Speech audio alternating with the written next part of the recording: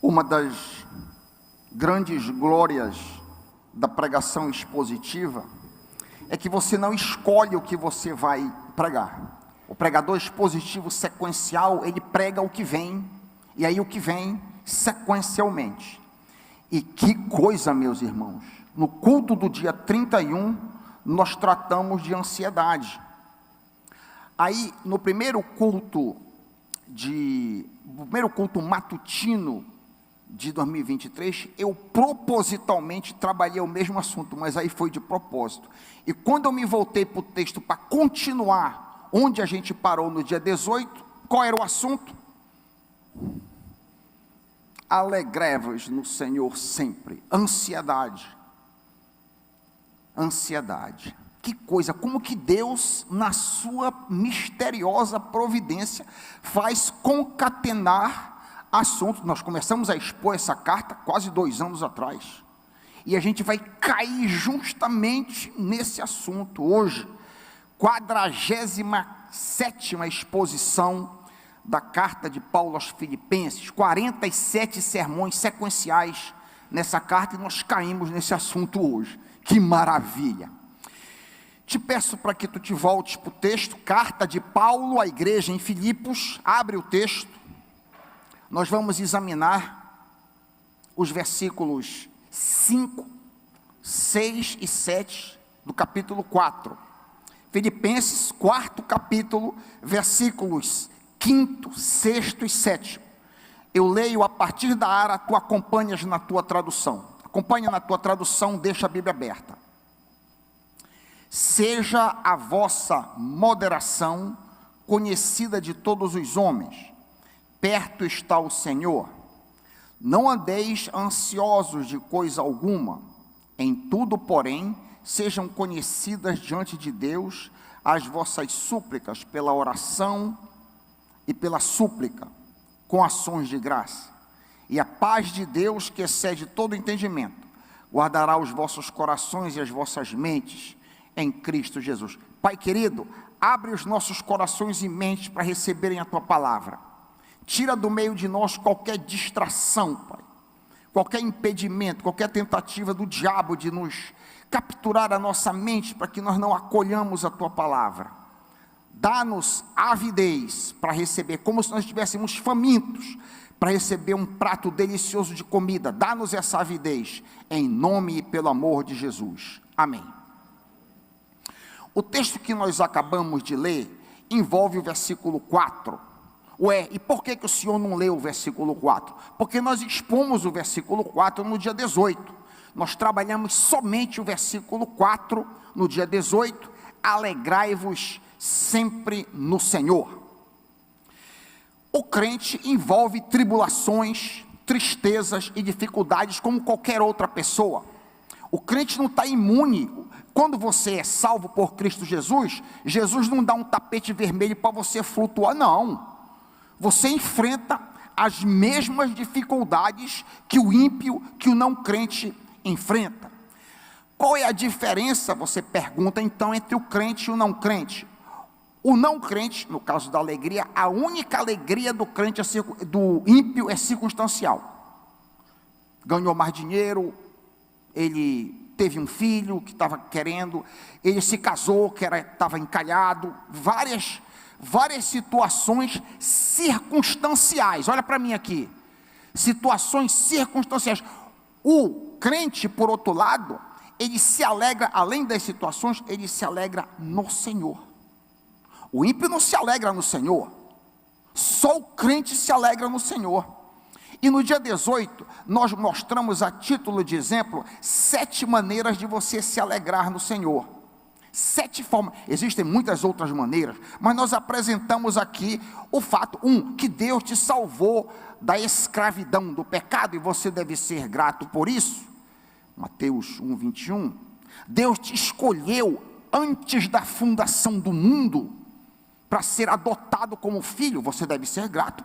Puxa, se o teu coração não transborda de alegria, pelo fato que Deus te escolheu, antes de que houvesse mundo, planeta, sol, universo e o raio que o parta, Deus te escolheu, Deus te escolheu antes da fundação do mundo. Isso deve ser motivo de alegria. E nós apresentamos outras tantas. Deus te ama tanto quanto ama Jesus. Se você é um discípulo dele, claro. Deus não ama todo mundo igual, isso é uma mentira. Deus ama o mundo, sim. Os crentes, Deus ama todo mundo, a prostituta, o budista, o islamista, o raio que o parta. Deus ama todos, é verdade. Mas Deus ama os seus discípulos tanto quanto amou Jesus. Nós vimos isso aqui, nós vimos João 17, 23, Deus faz todas as coisas concorrerem para o teu bem, Deus nunca te deixa sozinho, nada pode te separar do Senhor, o teu nome está escrito no livro da vida. 7 exemplos de alegria no Senhor, que o ímpio não tem, mas que o crente tem. Os outros exemplos, tem vários na Bíblia, você fica responsabilizado por descobrir outros motivos para você se alegrar no Senhor. No dia 18, nós também vimos que existem 3 impedimentos para a tua alegria. Você precisa amar a santidade e odiar o pecado, Hebreus 1:9, trabalhamos exaustivamente. E o terceiro impedimento é a murmuração. A murmuração acaba com a nossa alegria. O crente que se acostuma, infelizmente, a murmurar, ele está caminhando com o inimigo e não com Deus. O crente é para louvar, o crente é para se acostumar a estar louvando e não murmurando. Ok, vamos meter a lupa no texto que nós lemos a partir do versículo 5. Nós nos deparamos no versículo 5 com a palavra moderação. Versículo 5. Seja a vossa moderação. O que exatamente é isso? Se eu olho na margem da minha ara, eu de cara vejo outras 2 alternativas: paciência, gentileza. Se tu olhares, quem tem a NVI aqui? A NVI está traduzido como amabilidade. Então a palavra encerra muita coisa. Mas vamos ler aqui utilizando a margem da ara. Seja a vossa gentileza e paciência conhecida de todos. Eu gosto muito de contrastes para entender bem determinadas palavras. Você gosta de fazer contrastes? Como que eu entendo bem um termo? Através do contraste. A melhor maneira de eu entender a luz é na escuridão. Quando eu viro o botão no meu quarto, pá, luz. É o contraste. Um excelente contraste para essa palavra, traduzida como amabilidade, moderação, paciência, gentileza, está em 1 de Timóteo 3,3. O contraste lá é explícito. Deixa o teu dedo em Filipenses, vai um pouquinho à frente, para 1 de Timóteo 3,3, onde estão listados os critérios para um pastor, um bispo, um diácono. Lá nós lemos o contraste, 1 de Timóteo 3,3. O homem não deve ser violento, mas sim amável. Está aqui o contraste. Pacífico. É trágico quando um crente é conhecido como brigão, grosseiro, impaciente. É um péssimo testemunho. Quando o crente é conhecido como uma pessoa encrenqueira, uma mulher crente que se declara assim, mas que gosta de encrenca, está na verdade desagradando a Deus e dando um péssimo testemunho. Nós somos chamados a ser amáveis, pacientes, amorosos. Além da Bíblia, poucos livros eu li repetidamente. Um deles, um opúsculo de Andrew Murray, Humildade, a beleza da santidade, marcou muito a minha vida. Faz muito tempo que eu li esta obra, mas ela me feriu. Eu havia aprendido que os Rikers são ásperos por natureza. De alguma maneira, esse se tornou um motivo de orgulho para mim, ser ligeiramente abrasivo e áspero. Eu achava que aspereza e abrasividade eram boas marcas de um macho. Lembro-me, para minha vergonha e tristeza, de ter repetido muitas vezes um moto mundano que diz: dou um boi para não entrar numa briga, mas dou uma boiada para não sair dela. Que loucura, que vergonha, que tolice. Eu abri a boca para dizer isso inúmeras vezes, para minha vergonha.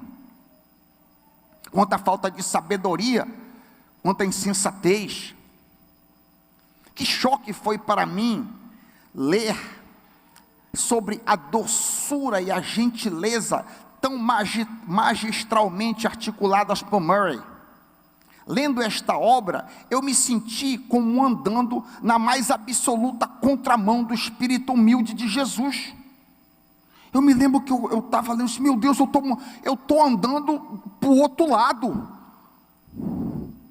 Muitos anos depois, fiquei feliz de descobrir que a obra estava em português. Eu me lembro a primeira vez que eu vi um opúsculozinho, eu vi lá na Bênção Livros.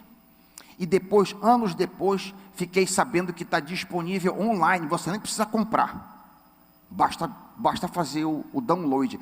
E tenho recomendado esta obra para muita gente. O mesmo apóstolo Paulo que diz, seja a vossa gentileza conhecida de todos, faz paralelamente em Tito 3,4, sejam pacíficos e amáveis, e mostrem sempre verdadeira mansidão. Que desafio para mim e para você. Quando eu trabalhava esse versículo 5 de Filipenses 4, eu fiquei me perguntando, eu quero colocar diante de vocês, a minha esposa me considera um homem gentil, pacífico e amável? O meu esposo me considera uma mulher gentil, pacífica e amável? Os meus filhos me consideram um pai ou uma mãe pacífico, gentil e amável? Os meus colegas de trabalho me consideram uma pessoa, um colega, um trabalhador gentil, pacífico e amável? Muitas vezes os nossos filhos não seguem a Cristo por causa do péssimo testemunho que os pais dão em casa. A mesma coisa se dá com colegas de trabalho, que acabam rejeitando Jesus por causa do comportamento de supostos crentes. Não é assim, meus irmãos, não é assim, minhas irmãs, que precisamos crescer na direção de sermos pessoas pacíficas, conhecidas como pacificadores. Tem uma bem-aventurança, isso não está escrito aqui, mas tem uma bem-aventurança que diz, felizes são os pacificadores, porque eles verão a Deus. Então nós devemos ser conhecidos como pessoas de paz, pessoas que não se envolvem em briga, em greve, em coisa no trabalho. Você deve ser uma pessoa exemplar, uma pessoa de paz. No fluxo do texto, continua comigo, lemos as seguintes palavras: perto está o Senhor, não andeis ansiosos de coisa alguma. Olha aqui a conexão, presta atenção na conexão, eu quero parafrasear. Não ande ansioso porque o Senhor está contigo. A ansiedade tem estreita ligação com medo do futuro. Para tanto, eu preciso estar cônscio da presença do Senhor comigo o tempo todo. Eu preciso acreditar que meu Pai do céu cuida de mim.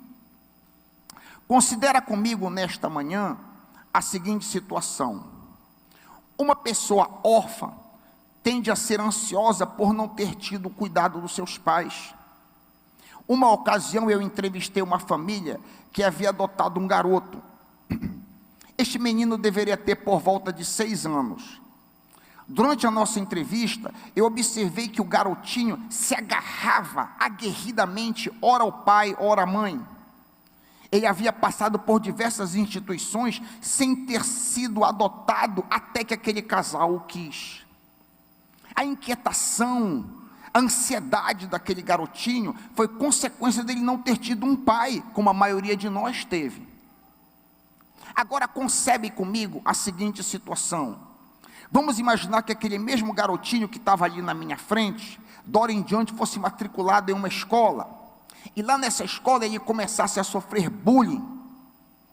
Nessa situação ele sofria ameaças e consequentemente sentia muito medo. Se o pai desse menino pudesse estar a cada segundo do lado dele, estar perto dele, não haveria o menor resquício de medo no coração daquele garoto. O gigante do medo desapareceria. Ouça outra vez o que diz Paulo: perto está o Senhor, não andeis ansiosos. Olha essa ligação aqui. Não é à toa que ele diz: não andeis ansiosos, mas antes perto está o Senhor. E não ande com medo, Deus está contigo. O nosso Pai é maior que qualquer gigante, qualquer bullying, qualquer problema, qualquer situação que possamos enfrentar. Ficamos ansiosos por incredulidade, por não acreditar que perto está o Senhor. Daí a necessidade de cultivarmos constantemente uma vida que pratica a presença de Deus. Como devo praticar a presença de Deus? Tendo uma vida devocional, beabá, boi, Bíblia, oração e igreja. É o praxe, não tem atalho. Bíblia, oração e igreja.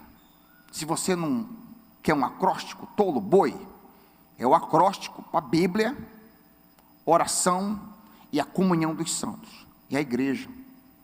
Frequência na igreja, voluntariado cristão, enchimento de minha mente e coração com coisas do alto. Hoje de manhã, eu costumo acordar bem antes da minha esposa, e hoje de manhã, depois da minha devocional, eu descobri um canal maravilhoso, só de hino clássico. Eu coloquei, enquanto eu estava preparando o café, um longo período ali, eu coloquei para tocar. Que bênção, meus irmãos, que bênção. Maravilha.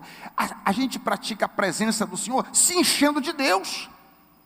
Se enchendo de Deus. Assim que a gente pratica, aí a gente então fica cônscio que perto está o Senhor. Amém, meus irmãos?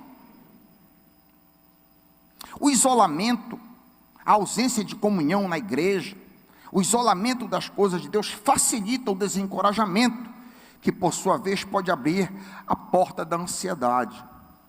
O gigante da ansiedade pode estar profundamente instalado no coração, por trás de uma muralha de mentiras.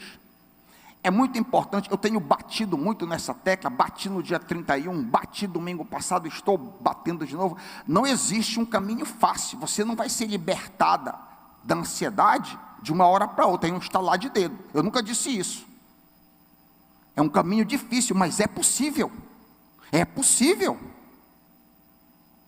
A Bíblia como um todo tem inúmeros registros de encorajamento para nós. Além das várias instâncias de encorajamento no Antigo Testamento, se considerarmos somente as palavras de Jesus, nenhuma outra, só as palavras de Jesus, nós vamos ver que Jesus repetidamente diz: não temas. Lucas 5:10, não temas. Lucas 12:7, não temas. Lucas 12:32, não temas. Marcos 5:36, não temas. Mateus 10:26, não temas. Mateus 10:31, não temas. Mateus 14:27, não temas. Atos 18:9, não temas. Apocalipse 1:17, não temas.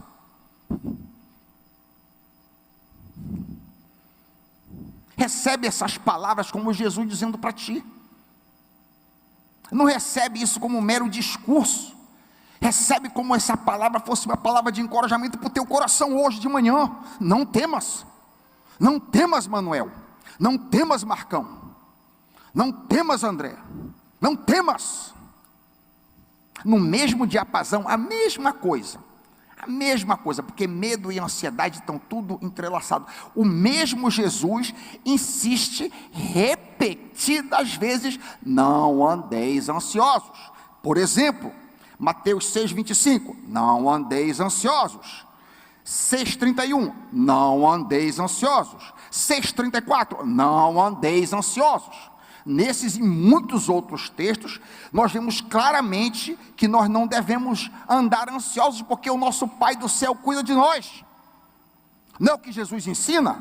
Eu lhes digo, Mateus 6:25 em diante, não andeis ansiosos por vossas próprias vidas, quanto que haveis de comer ou beber, nem pelos vossos próprios corpos, quanto ao que haveis de vestir. Não é a vida de vocês mais importante do que comida? Não é o corpo de vocês mais importante do que a roupa? Observe, eu imagino Jesus apontando para um passarinho. Eu imagino, observem as aves do céu, que não semeiam, nem colhem, nem armazenam em celeiros. E olha aí, e o Pai as alimenta. Vocês não têm muito mais valor do que esses passarinhos? Jesus dizendo: quem de vocês, por mais que se preocupe, pode acrescentar 1 hora para o cumprimento da tua vida? Nenhum de nós. Por que vocês se preocupam com roupas? Pergunta Jesus. Vejam como crescem as flores do campo, elas não trabalham nem tecem. Contudo, eu vos digo que nem Salomão, em todo o seu esplendor, se vestiu como elas. Se Deus veste assim a erva do campo, que hoje existe, amanhã é lançada fora, não vestirá vocês também, homens de pequena fé? Portanto, não andeis ansiosos, dizendo: o que vamos comer, o que vamos beber, o que vamos vestir? Pois os pagãos é que agem desta forma. O vosso Pai sabe que vocês precisam de comida, roupa, moradia. O vosso Pai sabe desse básico que você necessita. Jesus diz: busquem, ao invés disso, em primeiro lugar, ser santos, e todas as demais coisas vos serão acrescentadas. Busquem santidade pessoal, e essas outras coisas vão vir a reboque. Se preocupem com a vida interior, se preocupe com a pureza no coração, e essas coisas vão vir, o Pai vai prover. Se nós crermos nas palavras de Jesus, nós não viveremos ansiosos. Vemos outra vez que a raiz da ansiedade está na incredulidade. Se você não crer no amor do Pai, você está condenado a ser ansioso por toda a sua vida. Se você não acreditar no amor do Pai por ti, o cuidado do Pai por ti, você, lamento dizer, você vai morrer ansioso. A fim de vencermos a ansiedade, é importantíssimo entendermos duas coisas. Primeiro, ansiedade é pecado. Ansiedade é pecado. Enquanto eu pensar que a ansiedade é uma preocupação legítima, um nervosismo que todo mundo tem, jamais venceremos essa praga. Enquanto eu pensar que a ansiedade é apenas uma doença, enquanto eu pensar que a ansiedade é porque a minha mãe, a minha avó, a minha bisavó, tudo era ansioso, então eu também estou condenado a ser ansioso. Enquanto pensarmos desta forma, não vencer. O primeiro passo, o primeiro passo de 1000, porque não é vencido imediatamente, mas eu preciso passar por essa porta. Eu preciso entender, eu preciso me convencer no coração que ansiedade é pecado. O Deus que diz não matarás, diz não andeis ansiosos. Se eu estou ansioso, eu estou pecando, eu estou indo de encontro ao que Deus manda. Amém? Segundo, isso pode deixar muita gente pasmada. É possível vencer. É possível vencer. A minha palavra nesta manhã é uma palavra de esperança, não é uma palavra de condenação. É uma palavra de esperança para você. É um pecado vencível. É um gigante derrotável. E quando o nosso Pai, que nos ama, nos manda não andar ansioso, é porque a gente pode não andar ansioso. Qual é o pai que diz: faz essa prova aí de matemática da 7ª série, se o aluno está na 3ª série? Só se ele for louco, porque o menino não tem condições de resolver cálculo integral, etc. O pai dá a prova na medida que a pessoa está. O Pai Celestial, quando diz não andeis ansiosos, é porque é possível. Isso deveria ser um motivo de alegria. É possível. Eu me lembro quando os meus olhos abriram, que eu entendi que me aborrecer era pecado. Eu já dei esse testemunho várias vezes aqui. E eu disse: mas é possível viver a vida sem se aborrecer? Nunca é possível. Foi uma caminhada. Foi uma caminhada que me levou algum tempo, mas a minha esposa é testemunha da glória que isso tem sido. 4 anos e meio de casamento, nunca me aborreci com a minha esposa. Para a honra e glória do Senhor. É possível não ser escravo da ansiedade. Eu estou nessa batalha. Eu já dei alguns passos e eu quero te convidar para também caminhar nessa direção. O texto de Filipenses que nós lemos de manhã é um texto radical. Bate os olhos outra vez nele, versículo 6 em diante.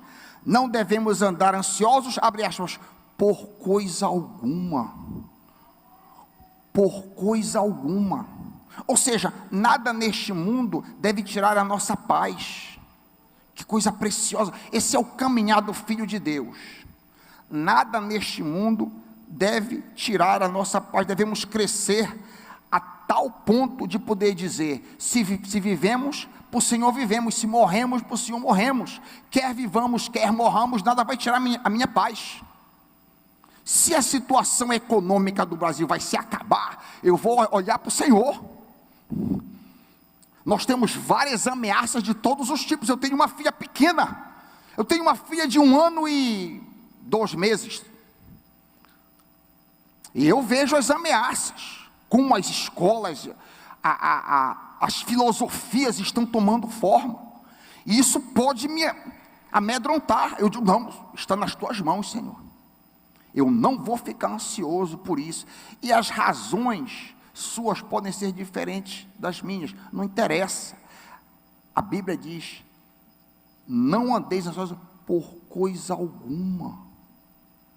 Olha que libertação. Nada deve tirar a nossa paz. Quando Paulo diz isso, não andeis ansiosos por coisa alguma, ele não está citando um texto, não. Paulo não está citando uma palavra lá do Antigo Testamento, ele está compartilhando o testemunho de vida dele. Ele chegou nesse estágio. Ele está dizendo, como ele disse, sede meus imitadores, como eu sou de Cristo, para a gente caminhar nessa direção. Observa, não existem coincidências ou acidentes na vida de um crente. Existe um desígnio em tudo. Em tudo sejam conhecidas diante de Deus as vossas petições. Verso 6. Verso 6, em tudo, em todas as situações, boas ou más, o Pai tem um propósito. Todas as coisas concorrem para o meu bem, se eu sou um discípulo de Jesus. Se eu não, existe um erro muito comum que eu vejo, inclusive crentes citando o texto bíblico para ímpio. Olha aqui, tudo concorre para o teu bem. O que é isso? Isso aqui é para crente, o que é isso? Cuidado quando você pega promessa e você manda para um familiar que não ama a Deus. Tudo coopera para o bem daqueles que amam a Deus. O teu familiar ama a Deus, então aquilo não é para ele. Ele foi regenerado em Cristo Jesus? Não, então aquilo não é para ele. Não fica encaminhando mentira. Tudo o que acontece na vida do crente tem um desígnio, tem um propósito, e Deus vai transformar esse propósito para o bem dele. Se a minha querida esposa Betina morrer, que Deus vive, existe um propósito nisso. Eu não sei, vai ser uma dor. Eu comecei a pensar, eu quero logo chorar, mas vai ter algum propósito nisso. Não estou brincando. Vai ter alguma, Deus vai providenciar algum jeito, alguma forma, que daí, a partir dessa tragédia, Deus vai me fazer mais parecido com Jesus. Amém, meus irmãos? A vida cristã, diferente do que algumas igrejas neopentecostais pregam, não é mar de rosa. Deus, o trabalho de Deus na tua vida é te fazer mais parecido com Jesus. E para isso, pode ser que muitas... Eu não estou dizendo que coisa ruim vai acontecer com você, não é esse o meu ponto, eu estou ilustrando. Acabei de dizer uma coisa terrível. Eu não estou dizendo que Deus vai fazer isso, não, nada disso. O que eu estou dizendo é que Deus está querendo te conformar mais e mais à imagem de Cristo. E porque esse é o objetivo que Ele tem para ti, se tu és discípulo de Jesus, pode ser que muita coisa difícil venha no teu caminho. Tu achas, quando tu fizestes a prova de trigonometria, não sei, na 6ª série, e aí, quando tu fazes a prova de cálculo integral, no último ano do 2º grau, aquela prova é muito mais forte, é muito mais difícil. Assim também, o crente vai caminhando, o crente vai andando, e Deus vai colocando situações mais difíceis. Mas aquela pessoa que tem a capacidade de lidar com cálculo integral, e eu estou aqui colocando isso sem refletir muito, mas ele é muito mais capaz, ele está muito mais habilitado em matemática do que aquele cara que está lá no 3º ano. O propósito daquele professor, então, é levar o aluno, ascender o aluno mais e mais. E esse é o objetivo de Deus para a tua vida. O objetivo de Deus para a tua vida não é tu teres mais dinheiro, embora Ele possa te dar. O objetivo de Deus para a tua vida não é tu teres uma outra casa, embora Ele possa te dar isso.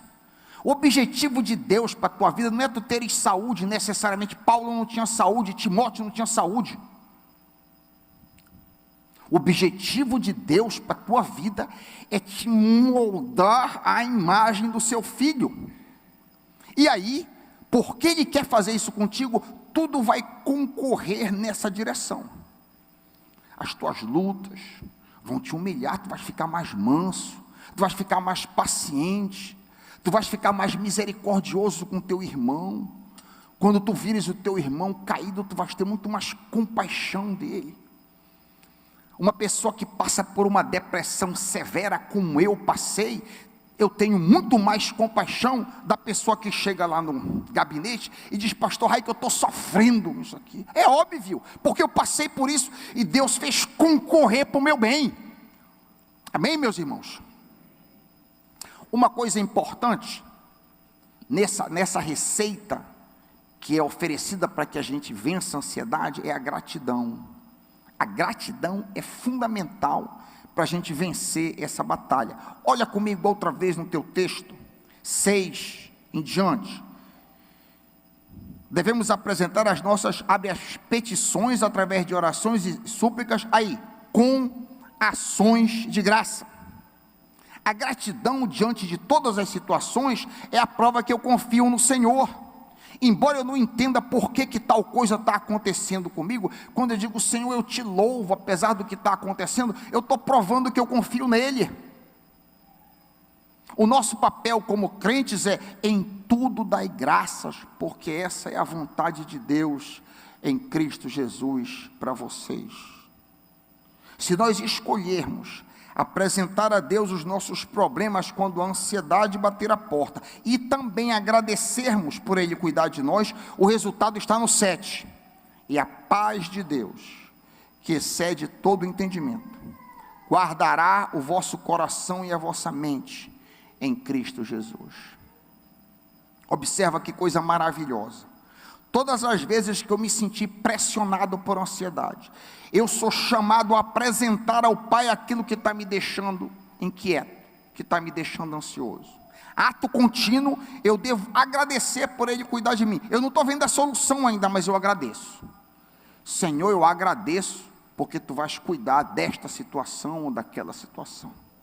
A minha vida está nas Tuas mãos. Se vivemos, para o Senhor vivemos. Se morremos, para o Senhor morremos. Quer pois vivamos ou morramos, nós somos do Senhor.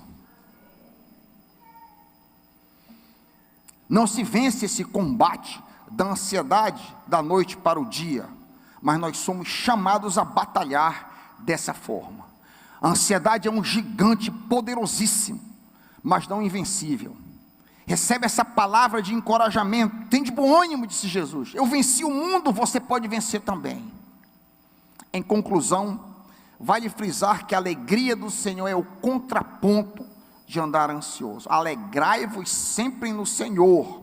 Seja a vossa moderação conhecida de todos os homens, perto está o Senhor, não andeis ansiosos. Está tudo linkado, está tudo pregado uma coisa na outra. Você precisa se alegrar no Senhor. Ele nos salvou da escravidão do pecado, nos escolheu, nos ama tanto quanto ama Jesus, faz tudo cooperar para o teu bem, nunca nos abandona, escreveu o teu nome no livro da vida. Você é chamado para ser conhecido como um homem e uma mulher gentis, no seu trabalho, onde quer que você esteja, perto está o Senhor. Assim sendo, não andeis ansiosos por coisa alguma. Em tudo, porém, sejam conhecidas diante de Deus as vossas petições pela oração e pela súplica, com ações de graça. E a paz de Deus, que excede todo entendimento, guardará o vosso coração e a vossa mente em Cristo Jesus. Busquemos, pois, o poder do Espírito Santo, para vencermos o gigante da ansiedade. Em nome de Jesus, amém.